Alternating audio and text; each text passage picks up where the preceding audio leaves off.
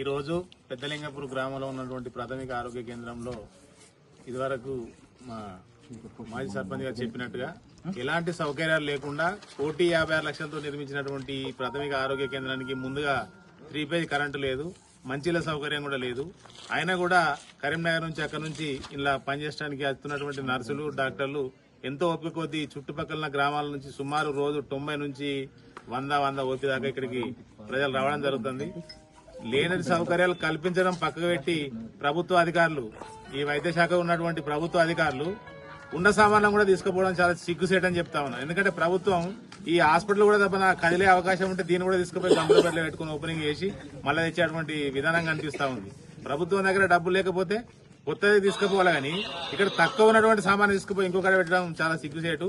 ఇక నుంచి అయినా ప్రభుత్వ అధికారులు స్పందించి లేని సౌకర్యాలు కల్పించాలి, ఉన్న సౌకర్యాలను కోత విధించకుండా ప్రజలకు సేవ చేయాలని చెప్పి డిమాండ్ చేస్తూ ఈ రేపటి నుండి ఇక్కడ ఎలాంటి సామాన్యమైనా ఏ డాక్టర్ ఇక్కడ స్పందించక వర్క్ చేయకుండా డిఎన్ఎంహెచ్ఓ కార్యాలయం ముందు ధర్నా చేస్తామని హెచ్చరిస్తా ఉన్నాం.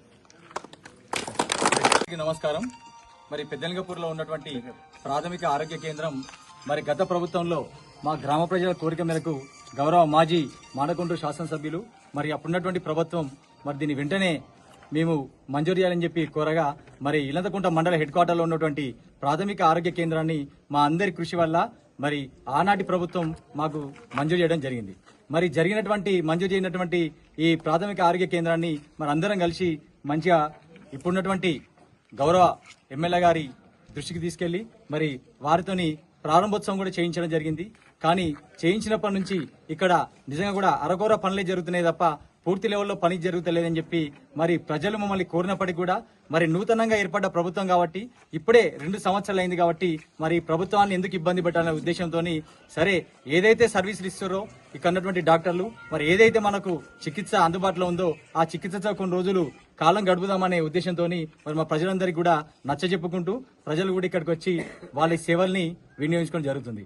మరి దీనిలో భాగంగా మరి ఇక్కడ ఉన్నటువంటి ఈ రోజు జరిగిన అంశం ఏంటంటే ఇక్కడ ఉన్నటువంటి ప్రాథమిక ఆరోగ్య కేంద్రంలో ఉన్నటువంటి ఏవైతే ఎక్విప్మెంట్స్ ఉంటాయో మరి ఎక్విప్మెంట్స్ కూడా పూర్తి లెవెల్లో లేనప్పటికీ మరి ఆ సగమున్న ఎక్విప్మెంట్ కూడా మరి ఇవాళ ఇక్కడ నుంచి మనకి ఎవరికి ఎలాంటి ఇన్ఫర్మేషన్ లేకుండా ఒక మాజీ ప్రజాప్రతినిధికో ఒక గ్రామంలో ఉన్న పెద్దలకో ఎవరికి కూడా చెప్పకుండా మరి ఇక్కడ నుంచి ఒక ఆటో తీసుకొచ్చి తరలించుతారని చెప్పి ఇక్కడ ఒక రైతు ఒకరికి చెప్పగానే మరి అందరం కూడా ఒక గ్రూప్ లో ఒక మెసేజ్ చూసి చాలా పెద్ద ఎత్తున రైతులు గాని ఇక్కడ ఉన్నటువంటి ప్రజలందరూ కూడా ఇక్కడికి వచ్చి దాన్ని ఆబ్జెక్షన్ చేసి వెంటనే ఆటోలో ఎక్కించినటువంటి డీసీఎం లో ఎక్కించినటువంటి ఏదైతే లోడ్ చేసిన సామాగ్రి ఉందో సామాగ్రిని వెంటనే దించాలని చెప్పి అందరూ డిమాండ్ చేయగా ఆ డిమాండ్ ని వారు కూడా ఇక్కడ ఉన్నటువంటి పిహెచ్సి ఇన్ఛార్జ్ వారు కూడా వ్యతిరేకించకుండా వారు కూడా మాకు సహకరించి మరి దింపేయడం జరిగింది. కానీ ఈ క్రమంలో నేను గౌరవ డిఎంఎన్హెచ్ఓ గారితో మాట్లాడితే డిఎంఎన్హెచ్ఓ గారు చెప్పే విధానం ఏంటంటే మరి ఎక్కడైతే మన ప్రాథమిక ఆరోగ్య కేంద్రం కొత్తగా నూతనంగా గంభీరావుపేటలోనో మరి ఎక్కడో ఓపెనింగ్ ఉందట ఆ ఓపెనింగ్ ఉన్నటువంటి దగ్గరికి మేము తీసుకెళ్తున్నామని చెప్పి వారు మాకు సమాధానం చెప్పడం జరిగింది. మేము అడిగేది ఏంటంటే ప్రభుత్వాన్ని కానీ మరి ఇక్కడ ఉన్నటువంటి ప్రభుత్వ యంత్రాంగాన్ని కానీ మేము అడిగే ప్రశ్న ఏంటంటే మరి మీకు ఎక్కడైతే ప్రాథమిక ఆరోగ్య కేంద్రం ఓపెనింగ్ ఉందో అక్కడ ఉన్నటువంటి మీరు ఎక్కడైతే కొత్త ఎక్విప్మెంట్ తీసుకొచ్చి ప్రారంభోత్సవం చేయాలి తప్ప ఇక్కడ ఉన్నటువంటి ఎక్విప్మెంట్ తీసుకుపోయి అక్కడ ప్రారంభోత్సవం చేయడం అక్కడ ఉన్నటువంటి ఎక్విప్మెంట్ తీసుకుపోయి ఇంకొకరు ప్రారంభోత్సవం చేయడం అనేది ఇది చట్టానికి విరుద్ధంగా అని చెప్పి మేమందరం భావిస్తున్నాం. కాబట్టి ఇకనైనా కూడా ఇలాంటి చేయకుండా మంచిగా మేలుకోమని చెప్పి మరి ప్రభుత్వాన్ని కానీ మరి కన్నటువంటి ఈ పిహెచ్సికి సంబంధించిన ఇన్ఛార్జ్ కూడా హెచ్చరించడం జరిగింది.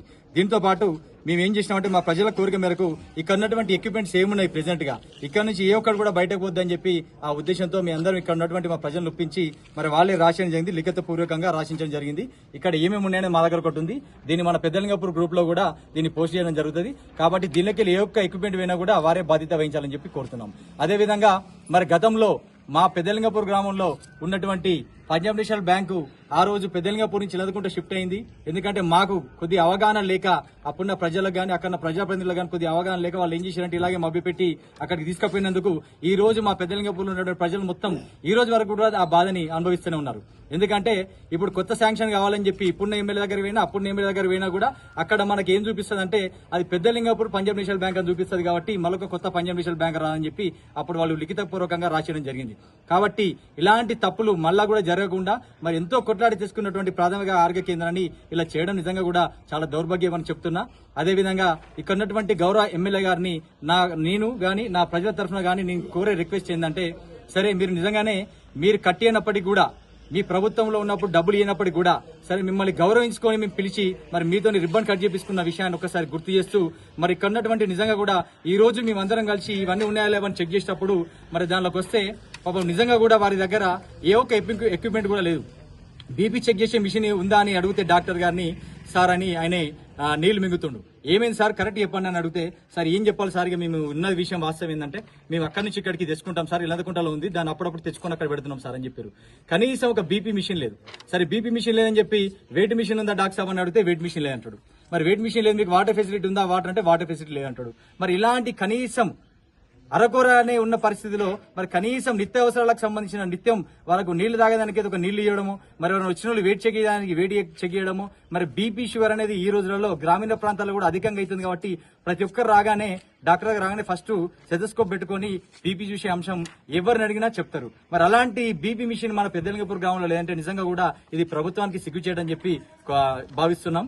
అదేవిధంగా మరి ఇక్కడ ఉన్నటువంటి ఐటమ్ ఏది తీసుకోపోకుండా మరి కొత్త ఐటమ్ కూడా 100% వచ్చే విధంగా మరి మీ అందరం కూడా రేపటి నుంచి ఉద్యమం స్టార్ట్ చేస్తామని చెప్పి ఈ సభాముఖంగా తెలియజేస్తున్నాం.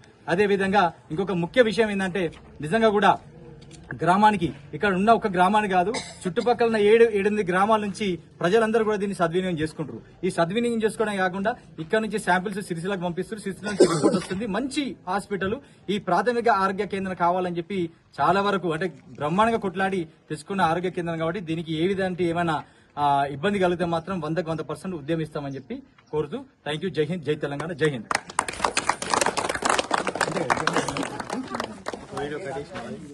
తీసుకో